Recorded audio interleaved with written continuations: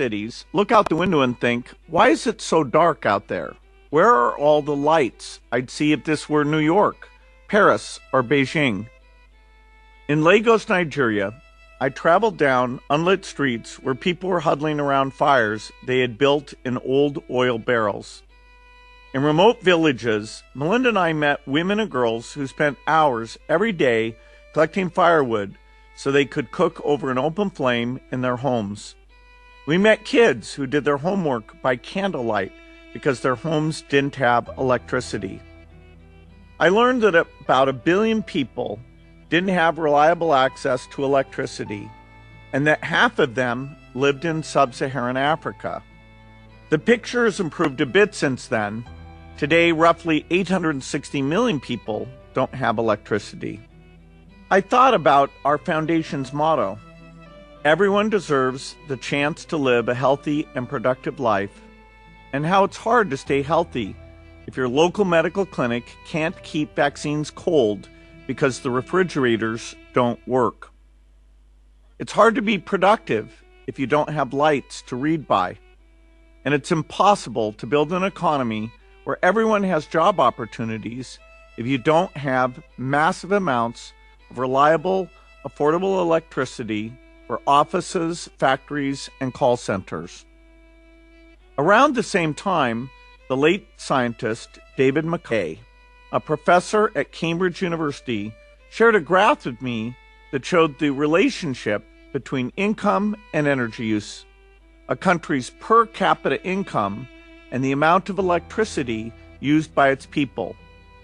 The chart plotted various countries' per capita income on one axis and energy consumption on the other, and made it abundantly clear to me that the two go together.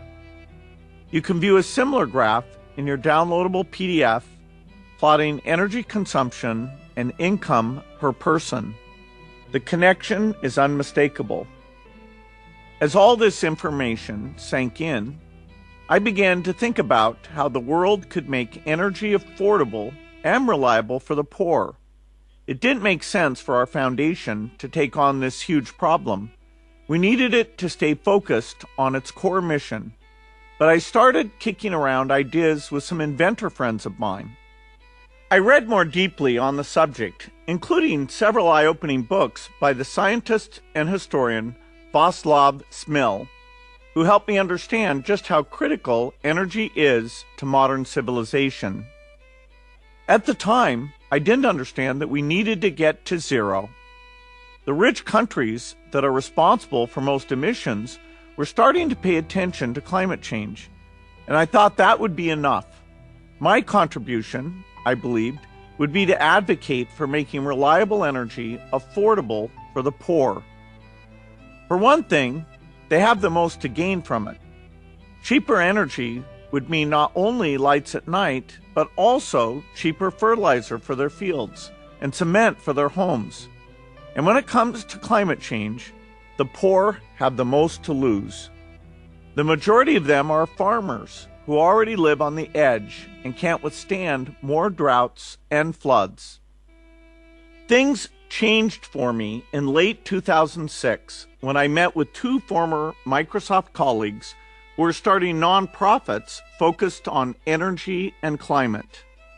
They brought along two climate scientists who were well-versed in the issues, and the four of them showed me the data connecting greenhouse gas emissions to climate change.